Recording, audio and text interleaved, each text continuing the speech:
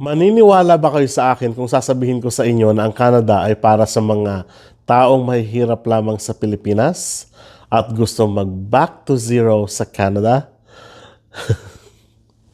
Yan ang tatanungin ko sa inyo at yan ang ating pag-uusapan ngayon, pero wag po muna kayong magalit sa akin. Mamaya na lang po kung may dapat kayong ikagalit sa akin. Yan muna iiwanan kong tanong.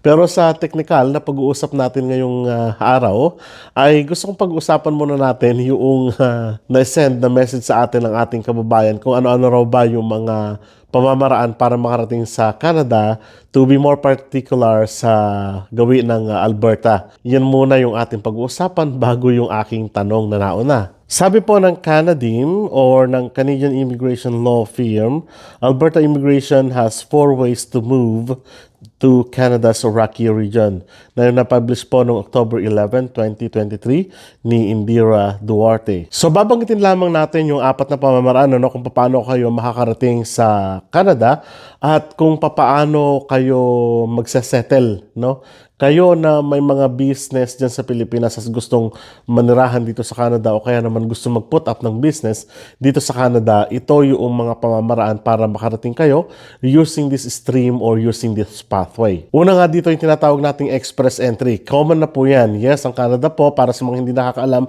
at para po sa mga nagtatanong, ang Canada ay mayroon din pong tinatawag na express entry program. Sa express entry program po nila, natural may sinusunod din pong score. Yung pong, kung di po ako nagkakamali, 300 din po yung pinakamababang score na tinatanggap nila at para mapunta po kayo doon sa tinatawag nating pool.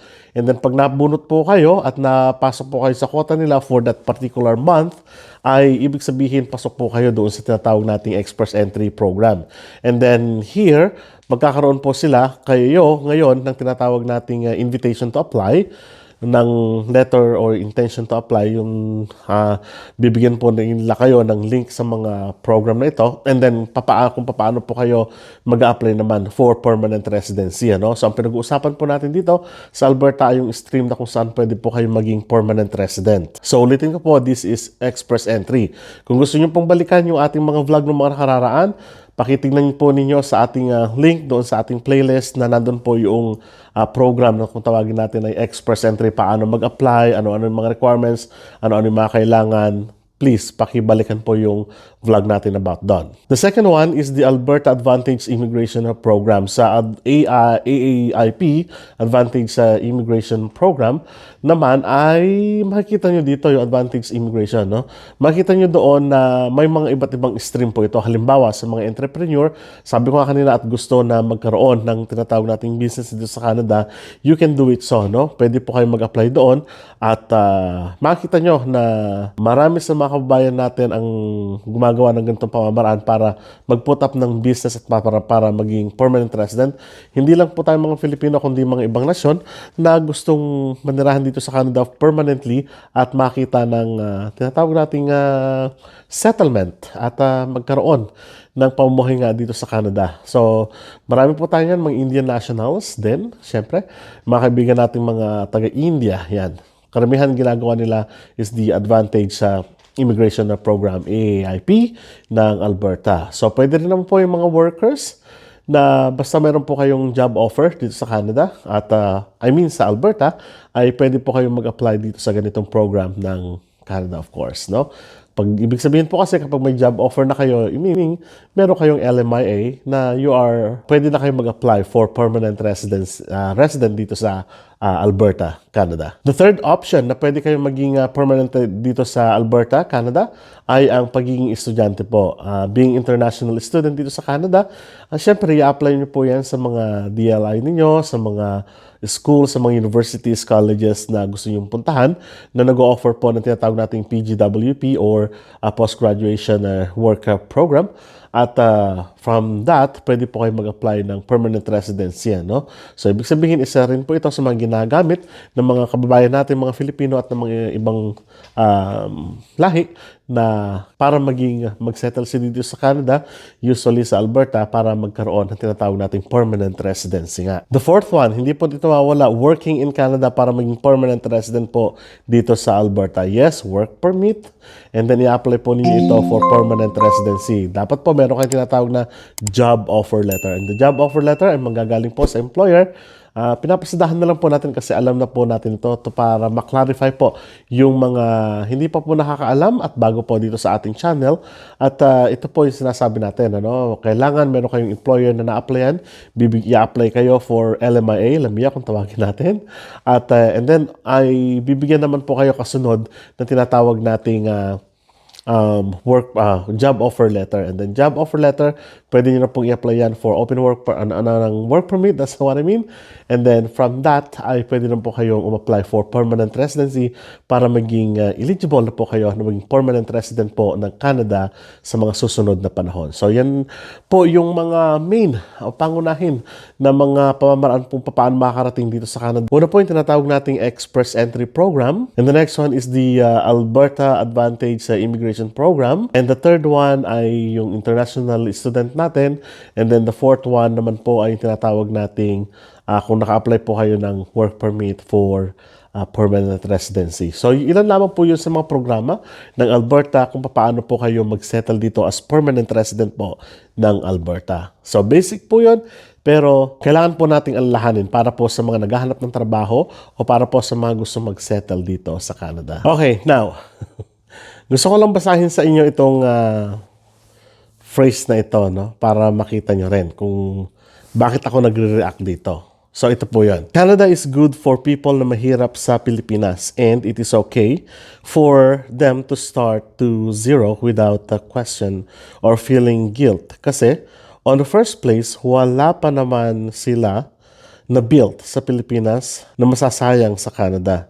Pero sa taong may na-built na like good education, business, don't get to start to zero. Because you know what? Hardship is not only on the beginning. It continues dahil mahal ang cost of living. So you need to work to keep up until tumanda ka na. Okay, yan yung kanyang kaisipan doon sa mga ibang vlog natin at nire-respeto po natin yan, ano? So, doon sa nabanggit na parang magba-back to zero ka, something like that, nababanggit po natin yan, but it doesn't mean na ang isang tao na nandito sa Canada ang Canada ay para sa mahihirap na tao lamang na nanggaling sa Pilipinas.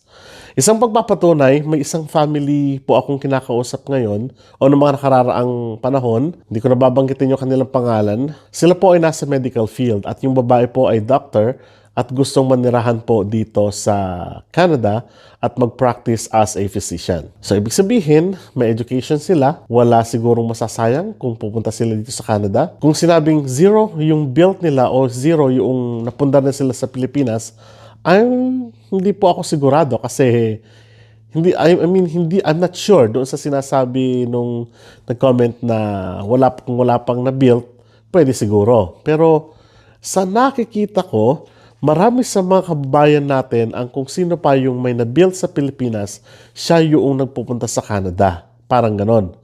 Sa nababalitaan ko lamang po, halimbawa, no? May isang family din na nagsasabi na yung teacher na galing sa Pilipinas, may bahay na rin sa Rizal. Yes po, Rizal Province.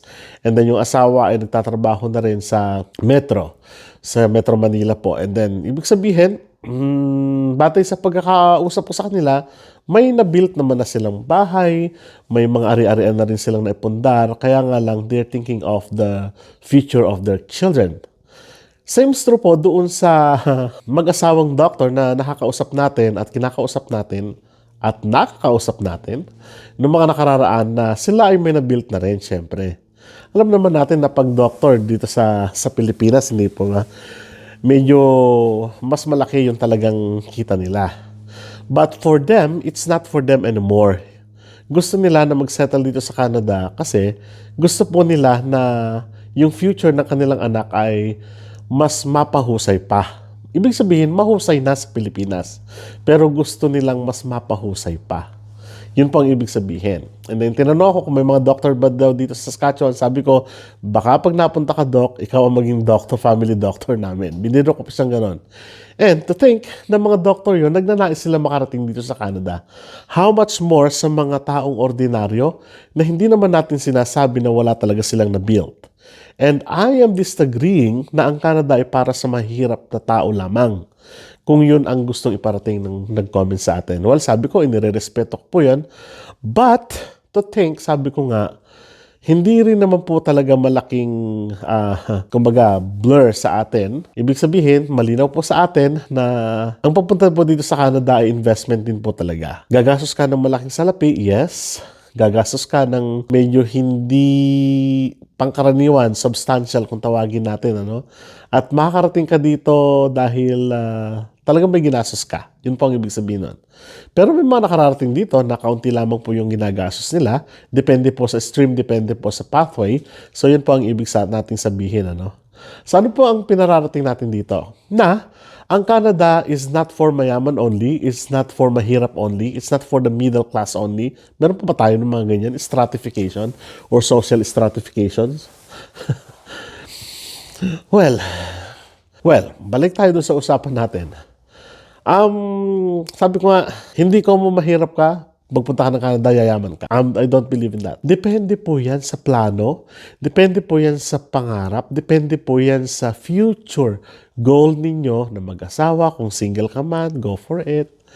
Depende po sa plano ninyo as family, no? Kung ano ba yung priority nyo sa mga susunod na panahon. It doesn't mean na nagpunta kami dito sa Canada, mahirap na kami sa Pilipinas. Well, inaamin ko po na hindi naman talaga ako pinanganak na may silver and may gold and silver sa aking harapan. Ano? Talagang kailangan kong kumayod. Kailangan kumayod ng aking magulang para mabuhay. No? Ganun po ang pamumuhay namin. But it doesn't mean na hindi natin pwedeng lahatin na sabihin na ang Canada ay para sa mahihirap lamang. Marami tayong mga kaibigan, marami tayong mga barkada na nakarating ng Canada dahil meron silang gagastusin at tinake nila yung opportunity na makarating dito sa Canada. At tinake nila yung opportunity para mabago ng kaunti yung pamumuhay. Tinake nila yung opportunity para mabago yung opportunity para sa mga susunod na henerasyon nila. So, ganun lang po ang ibig sabihin nun, no? So, yung mga nakikita natin yung mga comments na yun, medyo aanalisahin natin ng konti para hindi tayo masisiraan ng, kumbaga, ng loob sa ating mga pangarap pagdating ng panahon. Ano? So, mahalaga na suriin natin yung mga nababasa natin. At mahalaga rin na tingnan natin mabuti yung ano ba yung goal natin sa mga susunod.